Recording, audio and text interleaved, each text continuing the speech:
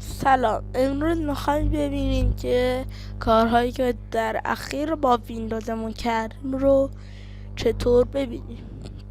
خیلی راحت هستش. در ویندوز 10 فقط امکانه هستش که با زدن این گزینه که این زیر هستش، تاسک ویو، زدن این گزینه برنامه هایی که الان داره اجرا میکنم، مثلا من الان دارم ریکورد میکنم یه دونه، همونطور که میبینید، و کنتزیام این زیر باز هستش و به من نشون میده که خیلی امکان خوبی هستش. از نظر من میتونید تمام کارهایی که دیگران و لپتاپ شما انجام میدن و دقیق چک کنید و مو به موشا ببینید. خیلی این امکان به نظر من خوب هستش.